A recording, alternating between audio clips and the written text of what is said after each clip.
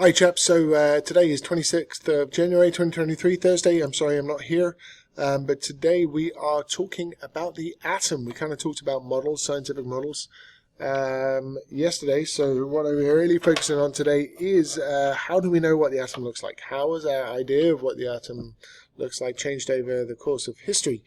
And so, if you haven't figured it out, your job is to go to, not there, but to not here, but to here. You're going to see this sheet, which is the different scientists. So the first one's Democritus. You have a couple of questions. You're going to answer the questions, and you're going to cut, copy, paste a picture in here. I would like you to put the URL as well afterwards. But we're not publishing this in any major magazines, so it's not the problem if you don't, but it's good practice to do that. Whenever you steal a picture from a Google search or something, just paste it in there. Make sure you submit by the end of today. So different scientists, and the first guy we're going to talk about, and you can search all the information online, but I'm just going to talk about him. So you can watch this video, or you can abort this video right now. Now you know what to do, and just look up the different scientists on the worksheet and answer the questions. But I'm going to talk about them anyway, so it's up to you if you want to keep watching or not. Alright, so the first fellow we're talking about, a guy called Democritus, 470 to 380, and he came up with this idea that, you know what, I am going to go ahead and put my little camera here just for a second. He came up with this wonderful idea that if you get a piece of paper and you rip it in half, you rip it in half again, you rip it in half again. I don't know if he had paper back then, maybe it was wood he was thinking about, but you rip it in half again, you rip it in half again. Yeah, you get smaller and smaller and smaller. You keep ripping it. There's eventually going to be a point. Whoa, let's not talk about Santa right now. There's eventually going to be a point where you cannot rip it out anymore. It's going to be the smallest possible thing of paper. Smallest possible thing. And he called that atomos, which means indivisible. So atomos is indivisible. So he came up with this idea that basically everything, there's a part, it's made up of smaller building blocks, if you like, and the smallest building block is the atomos. It's the thing you can't break up anymore. And you know what? We are off to a great start. Normally with these things we start with Aristotle, who has totally the wrong idea, but we're actually off to a great start in this idea of atoms. So that's our first scientist. So your next guy is Aristotle. Let me move my face out the way. Aristotle, and of course he ruins everything, as he always, generally speaking, does in physics, because he turned around and said everything is made up of the four elements: air, fire, earth, and water, which is just silly.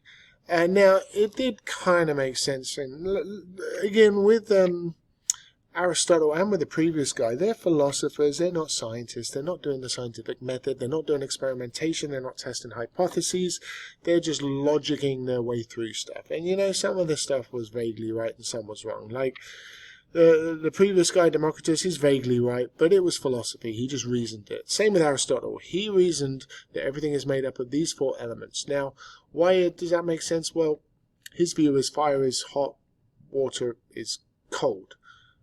Certain materials like wood, you touch it and it's warm, so it must be made of fire and earth. Metal is cold, so it must be made of earth, and it sinks in water, so it must be made of water as well. He kind of reasoned it that way. I don't know if that's exactly the rationale for those kind of materials, but different elements had different materials, different things of matter had different combinations of these four elements. Now, why did it persist? Well, because as usual, he was Aristotle, and everyone thought he was a genius. And it kind of made sense. It kind of made sense why different materials had different properties. It was based on the proportions of the core elements that they had. Alright, so the next scientist we're talking about is a fella called John Dalton, who's an Englishman, good man. And he went back to this idea of atoms. And how did he come up with this idea? Did he just kind of think Aristotle was wrong, or did he have something to back him up? Well, he was a scientist. He was post-Galileo, so kind of needed scientific evidence to support his findings.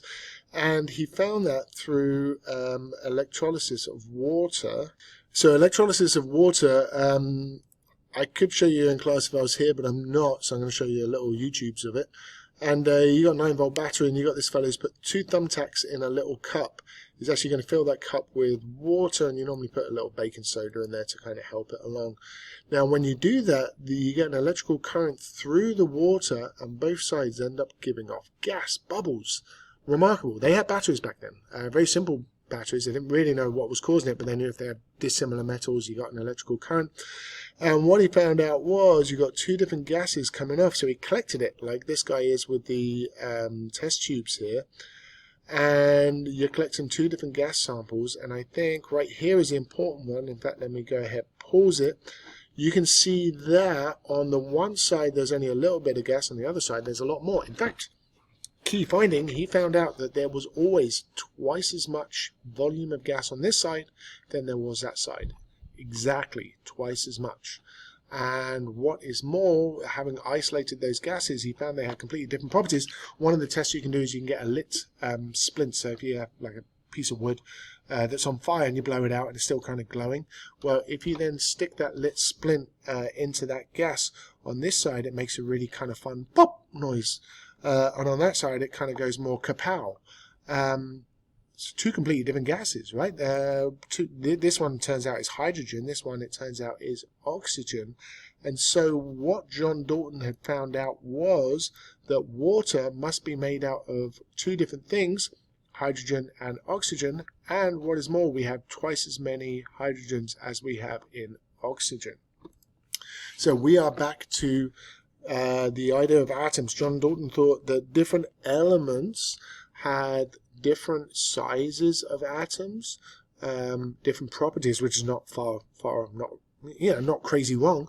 And what is more, he discovered that we have these things called compounds like water, like carbon dioxide, which is made up of smaller elements. All right, next scientist that comes along is a guy called J.J. Thomson, 1897, and he's playing around with something called a cathode ray tube, which is a glass tube that is completely evacuated, so it's a vacuum. There's no gas in there at all.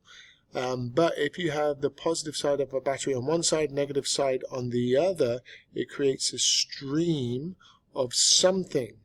And they didn't know what it was. In fact, this is a cathode ray tube here. It's a big kind of demonstration one. And once you turn it on, you can see this stream of something. And it turned out to be particles. J.J. Thomson was a scientist, and he was able to establish that these particles were actually way smaller than the smallest atom known at the time, which is the smallest atom, which is hydrogen, about 1,000 times smaller.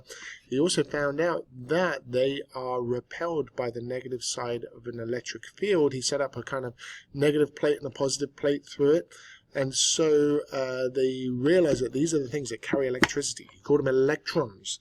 They're 1,000 times smaller than the smallest particle, and they are negatively charged. Again, he found this out because this stream of electrons that goes through the plate, when he put a negatively charged plate on one side and a positively charged plate, it repelled away from the negative side towards the positive side. So this changed the atom because it didn't matter what metal the anode was made from. It didn't matter what the cathode was made from. It didn't matter what metal. You still had the same particles. So that meant these electrons were in every metal, every atom, every element. And so the way he described it was these tiny little electrons are like peppered through the atom. It's no longer this billiard ball, like a solid ball of hydrogen, solid ball of oxygen. He said these atoms have these tiny little electrons peppered throughout them. They called it the plum pudding model. It's like raisins in a raisin muffin, or plum pudding as it was in England. Or you can think of it as the chocolate chip cookie model, where the atom is the chocolate chip cookie, or the cookie and the electrons are the chocolate chip. But that is J.J. Thomson's model of the atom. And now there's more. We got my favourite guy is Ernest Rutherford. We'll talk about that in person on Friday. We'll do a little mini lab for that. And then Niels Bohr, and then a whole bunch of other people. But we'll stop on Niels Bohr. So that's it for today. That's the 4 scientists. I hope this video was helpful. Yeah, that's all I have to say for that. Make sure you answer all the questions. Make sure you rip a picture from the interweb, stick it in your notes, or the online notes. and we'll be good for the day. All right, I'm signing out. Bye now.